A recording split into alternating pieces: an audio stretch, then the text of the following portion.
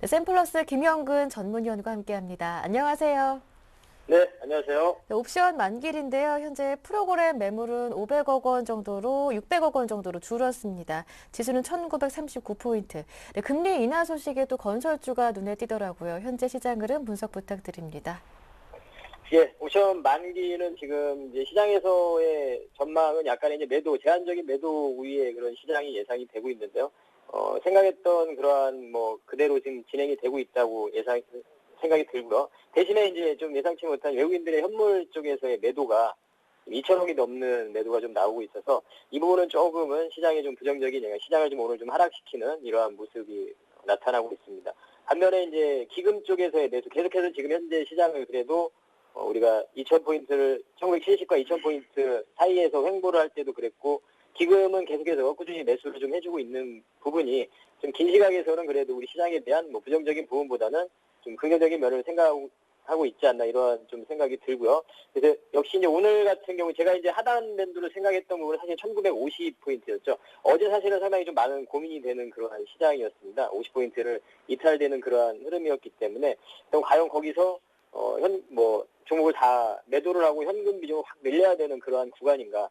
아니면 기존에 보유하고 있는 종목들을 조금 약간 하락하더라도 좀 보유를 해나가야 될 것인가? 이러한 좀 고민들을 하게 되는 그러한 구간인데, 일단은 제가 봤을 때는 일단 우리 코스피 차트를 좀 보면 일단은 우리가 7월 달에 저점을 형성하고 나서 9월 달에 한번 61선을 좀 약간 지지 테스트를 한번 하고 지지를 받고 나서 상승을 한 그러한 모습입니다. 그리고 나서 다시 한번 지금 그 61선, 우리가 경기선이라고 표현하는 그런 61선에 다시 한번 좀 온 상태죠. 물론 우리가 이제 기술적으로만 또 이렇게 분석을 해서 정확한 분석을 할 수는 없겠지만, 해외에서의 어떤 이벤트나 이런 부분들은 사실 우리가 결정할 수 있는 부분이 아니기 때문에 그대로 받아들인다면 뭔가 기준을 가지고 우리는 대응하는 그러한 전략을 세워야 된다고 생각합니다. 그래서 현재 우리가 지금 시장에서 또 주목을 해야 되는 부분, 우리 이제 국내 이벤트는 만기하고 이런 금리 인하 부분이 다 나타났기 때문에 이 부분은 이제 해외에서 다시 스페인에 대한 구제금융이라든가 앞으로 이제 계속 미국 얘기도 나오고 있죠. 지금 재정 결백에 대한 얘기 부분. 그래서 과연 외국인들의 수급이 이탈이 되느냐 이 부분이 가장 중요한 부분인데요. 오늘 같은 경우 2천억이 좀 매도가 되면서 약간의 그동안 좀 매수 기조가 좀 약했다고만 좀 생각을 했었는데 약간의 좀 매도가 좀 나오는 부분이 조금 부정적인 면이라고 생각을 합니다. 그래서 좀 기준을 좀 세우자면 61선, 그 경기선을 좀 기준으로 우리가 시장에 대한 부분을 좀 삼고 그 부분이 좀 이탈이 될 때는 일단은 종목에 대한 비중을 좀 줄이고 현금을 조금은 그래도 마련하는 이러할 필요가 있다고 일단은 생각을 하고요. 그래서 현재 상태에서 아직까지는 그대로 제가 이제 말씀드린 1950 이하에서는 좀 약간 대형주를 더 편입할 수 있는 그런 구간이 아닌가 제가 말씀을 드렸었는데요. 그런 시각은 그대로 유지를 해서 일전에는 대형주 한 30% 그리고 중소형주 한 40% 이렇게 말씀을 드렸었는데요. 오히려 지금 현재 상태에서 우리가 실적이 기반이 되는 그런 앞으로 또 성장성이 있는 트렌드가 살아있는 그러한 업종의 종목들 같은 경우에는 비중을 좀 늘릴 수 있는 그런 구간이라고 다시 한번 말씀드리고 싶고 현재 시장에서는 어떤 대형주, 중소형주 이러한 구분보다는 철저하게 좀 종목별로의 접근이 좀 필요한 것 같습니다. 오늘 같은 경우도 시장은 지금 하락하지만 음식료업의 종목이라든가 제약주라든가 이러한 종목들은 좀 상승을 하고 있습니다. 그래서 종목별로 같은 업종 내에서도 어떠한 종목은 하락하게 되고 어떠한 종목은 상승하게 되고 이러한 흐름들이 계속 나타나기 때문에 대형주, 중소형주의 그러한 구분보다는 철저하게 실적을 기반으로 하고 성장성이 되는 이러한 종목들은 계속해서 접근이 가능하고 이러한 종목들만 접근을 해야지 현재 시장에서 좀 수익을 좀 낼 수 있고 손실을 좀 줄일 수 있는 리스크를 줄일 수 있는 그러한 구간이라고 생각을 하고요. 현금은 여전히 한 30% 정도 계속 좀 보유를 한 상태에서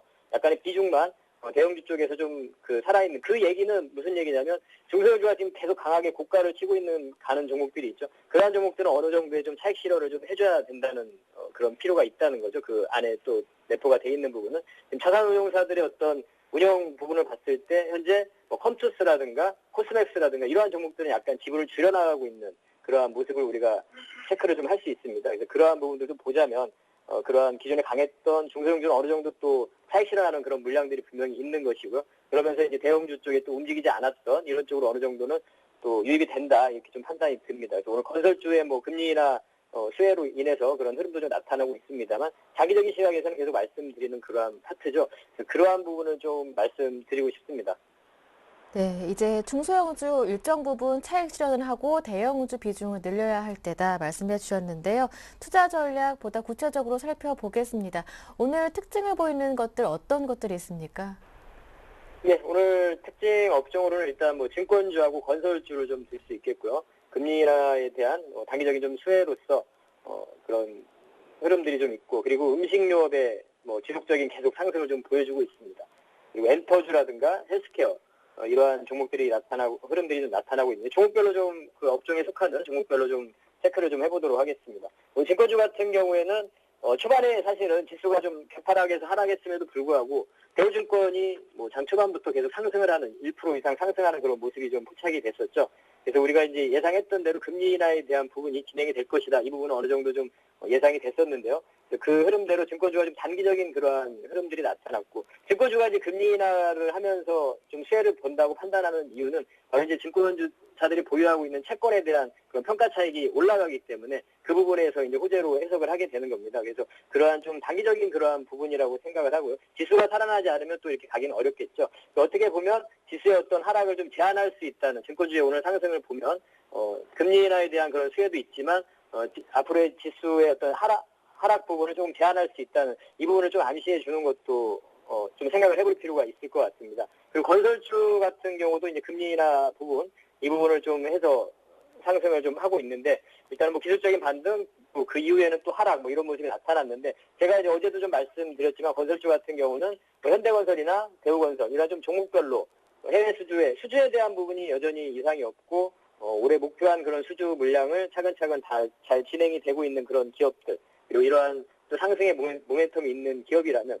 대우건설 같은 경우는 어제도 그러한 가동 원전에 대한 설비 수주에 대한 뭐 금액은 작지만 앞으로의 그런 모멘텀 부분이 있기 때문에 그러한 대우건설을 좀 말씀드렸었는데요. 이러한 종목들은 여전히 긴 시각에서 좀 접근이 가능하다고 다시 한번 말씀드리고 싶고, 음식료업에 해당하는 종목은 이제 CJ 제일제당이 오늘 상당히 강한 흐름을 보여주고 있는데요. CJ 제일제당 같은 경우는 이전에도 제가 이제 계속 그 장기 투자 그런 종목으로서 좀 말씀을 드리는 종목인데요.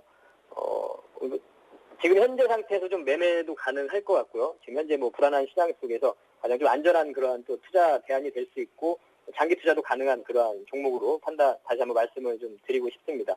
그리고 엔터주 같은 경우는 현재 지금 YG엔터가 오늘 뭐 상당히 급락을 맞고 있죠. 이러한 부분은 좀 일전에도 말씀드렸지만 YG엔터는 현재 신규 매수를 접근하기에는 계속해서 좀 매매하기에는 좀 부적절한 그러한 종목임을 다시 한번 말씀을 드렸었고, 매매를 좀 하자면 SM이나 이런 종목들을 말씀드렸었는데요. 여전히 뭐 견조한 흐름 보여주고 있고, 대신에 오늘 같은 경우에는 뭐 IHQ라든가 뭐 키이스트라든가 초록뱀 이러한 이제 음반사들이 아닌 그런 드라마 제작사라든가 연기자 매니지먼트 회사, 이러한 종목들이 좀 흐름들이 나타나고 있죠. 같은 업종 내에서도 순환되는, 그리고 이 부분은 이제 엔터 업황 자체의 어떤 호조 부분을 좀 얘기해 주는 것 같습니다. 시장의 확대 부분, 국내에 이제 국한되지 않는 그런 시장의 확대 부분을 다시 한번 좀 생각을 하고, 이러한 엔터주 같은 경우 지속적인 좀 관심이 필요할 것 같고요. 오늘 또 헬스케어 관련주들도 흐름이 나타나고 있죠. 어제 이제 말씀드렸던 뭐 인포피아라든가 이런 종목들, 문재인 후보가 복지정책 5개년 계획 이런 부분을 좀 얘기하면서 관련한 헬스케어 종목들, 그리고 뭐 복지테마들, 바이오스페이스라든가 이런 종목들 계속해서 흐름들이 좀 포착이 좀 되고 있고요. 이러한 좀 순환되는 그런 흐름들이 나타나고 있고, 여전히 뭐 관심 가지는 쪽은 계속 똑같이 말씀을 드리는데, 물론 이제 대형주 파트에서의 그런 섹터 부분은 상당히 좀 그 종목을 보유하고 있으면 힘든 구간이면은 틀림없습니다. 뭐 IT 종목들도 크게 움직이지 않고, 자동차 같은 경우에도 계속 뭐 지속 하락을 하고 있고, 자동차는 실적을 확인할 필요가 있다고 말씀드리는데요. 상당히 뭐 지루하고 스트레스를 받고 이러한 구간이긴 합니다만, 시장은 분명히 좀 변화되고 있는 구간임을, 아까도 말씀드린 그런 자산 운용사들의 중소형주에 강했던 종목들의 어느 정도 지분의 매각 부분, 이런 또 부분이 있기 때문에 철저하게 대형주, 중소형주 이런 부분보다는 말씀드린 대로 실적을 기반으로 한 이런 쪽으로 좀 접근을 할 필요가 있다고 생각을 합니다. 그래서 현재 아까도 말씀드리는 그러한 종목들, 계속 반복되는 종목들은 사실은 계속 관심이 필요한 종목입니다. 이러한 부분들을 잘 이해를 하셨으면 좋겠고요. 일단은 우리가 앞으로 시장 부분은 1950이 좀 이탈됐기 때문에 사실은 약간의 좀 우려감은 좀 드는 시장입니다. 하지만 아까 말씀드린 대로 이제 61선에 대한 기준 부분을 좀 삼을 필요가 있을 것 같고요. 오히려 지금 일전에 2000포인트를 전후한 구간에서 현금을 보유하고 그대로 매매에 좀 참여하지 않았던 투자자들이라면 현재 상태면 서서히 또 매수에 가담할 수 있는 그런 구간이라고 생각을 합니다. 그런 부분을 생각하자면 보유자들은 약간의 손실 구간에 들어선다 하더라도 약간 종목별로 물론 차별화가 되겠지만 그런 좀 인내 구간이 필요한 구간이 아닌가. 그래서 이러한 부분 불확실성이 하나하나 좀 해소되는 그런 과정에 있다. 이렇게 좀 정리를 좀 해드리도록 하겠습니다.